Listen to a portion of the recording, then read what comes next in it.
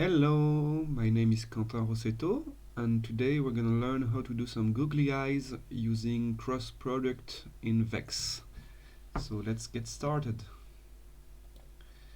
I'm gonna start in a new scene and gonna create a geometry. Let's dive right in. To make a googly eyes, we're gonna need two elements, the white for the background and the black for the iris. So let's create a circle. I'm gonna rotate it 180 degrees so it's facing Y positive. Let's increase the division to have something a bit smoother. I'm gonna add some color, so some white, and a null to say that's the white of my googly eye. Let's duplicate this. The circle is going to be slightly smaller for the iris. The color is going to be black. And the null is going to say out black. That's it for our googly eyes. Now let's create a sphere on which we're gonna scatter some points. I'm gonna first create some normals, set it to point, and now I can scatter a bunch of points. Let's reduce this, maybe like 200, and I'm gonna uncheck seeing the grid so I can see only the points. Okay, I'm gonna relax the iteration to have something a bit more random, and I'm gonna create a p-scale attribute so that we don't have all the same size for our googly eyes. So let's use an attribute randomize. Let's name it rand p-scale. Set the attribute name to p-scale. The dimension is going to be 1, and I'm going to use custom ramp to set it up. I like to bring my ramp like this to have more Pareto repartition. And for the size, well, it's going to depend on the size of my sphere. Let's drop a copy to point.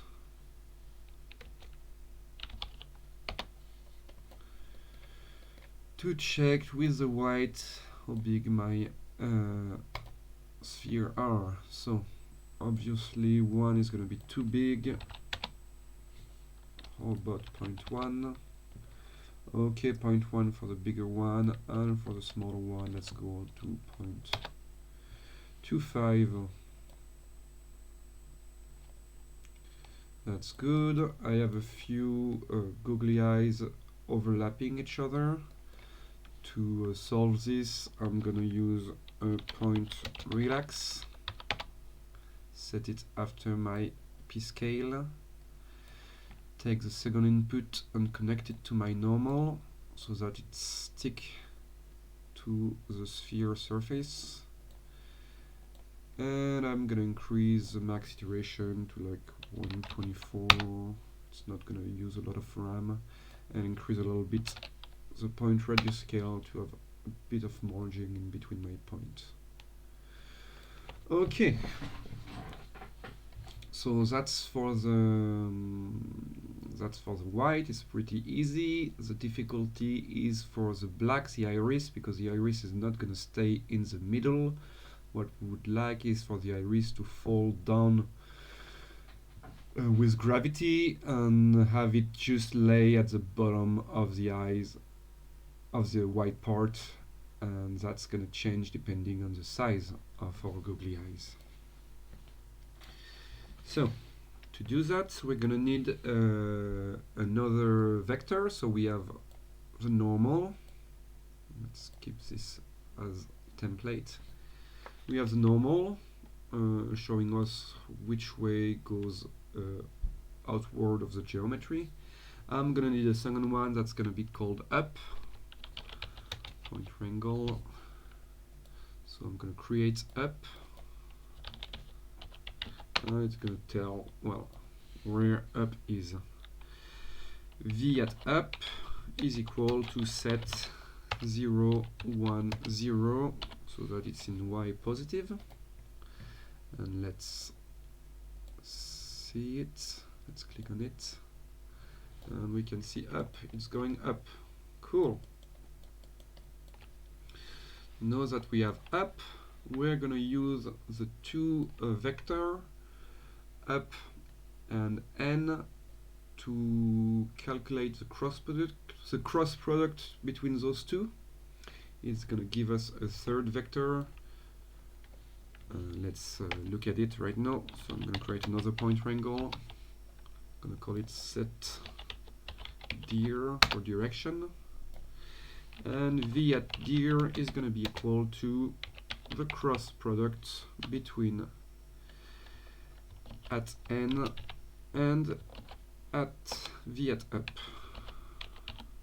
Let's say v at n as well, so it's a little bit cleaner.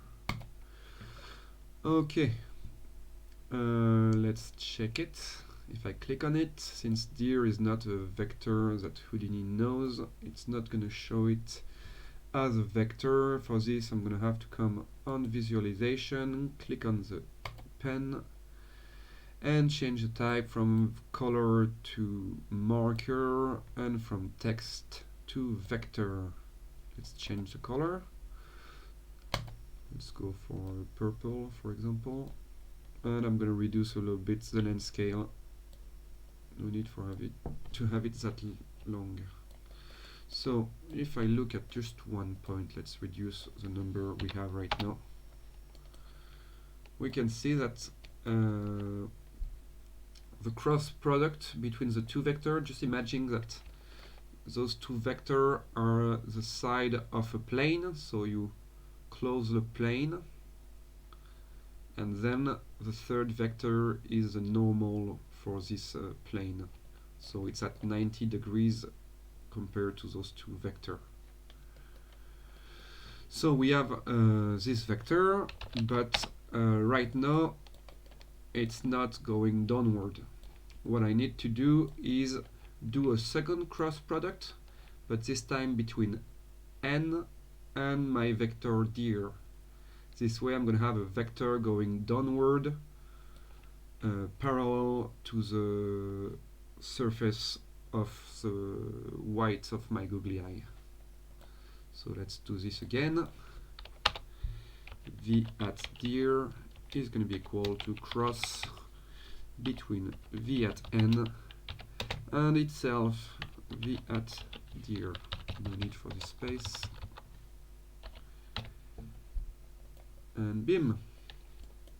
It's now pointing toward the bottom. Now what I'm going to have to do is displace this point towards the vector dir based on my p-scale.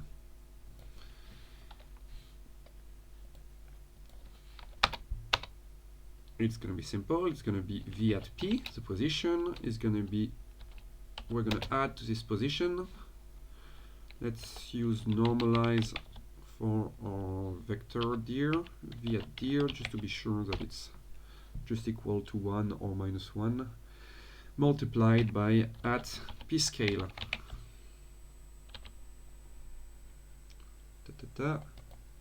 And now the point is right on the side of our iris. So the point is towards the bottom. Let's just check it with another copy to point.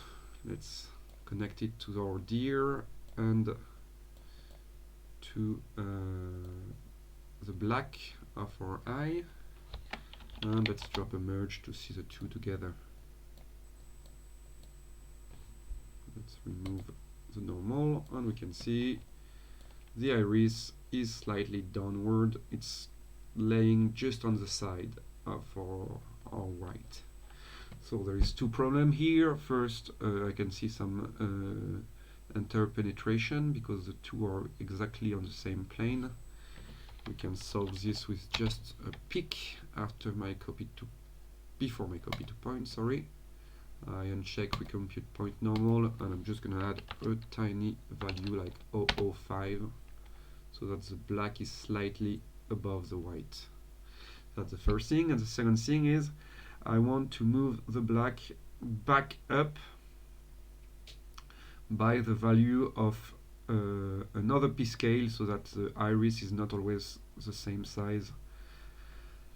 And for that, well, I'm gonna have to rand p-scale once again. Just gonna copy my first attribute randomize, put it after my set dir, and now it's gonna be between 1, so it's gonna be pretty huge, or 0.9, so that it's slightly smaller, and let's go like 0.6, 60% smaller. But what we want is to keep in mind the original p-scale that we had for the white, so let's change the operation from set value to multiply. And now we always have an iris that's smaller than the white, but it's not always the same size. Now we only need to move this point back up using the opposite direction of our vector dir. So let's use a point triangle between the rand and the peak. Move iris by p-scale. Let's say even iris up by p-scale. And so it's going to be this time v at p minus equal the normalized version of v at dir times our new p-scale at p-scale. And voila! Now the iris is within the white.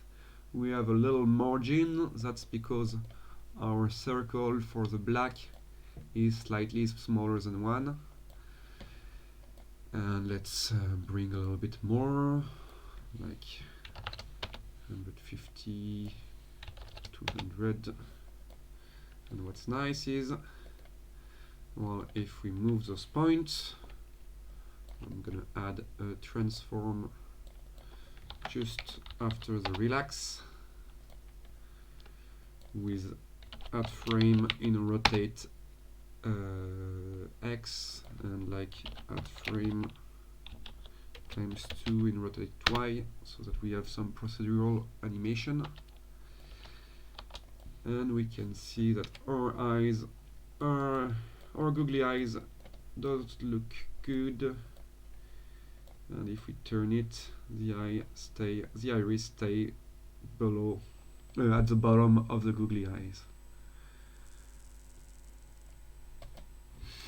So that's it for today. Just a quick tip, having fun with cross products and making some funny googly eyes. Thanks for watching, and see you next time. Bye bye.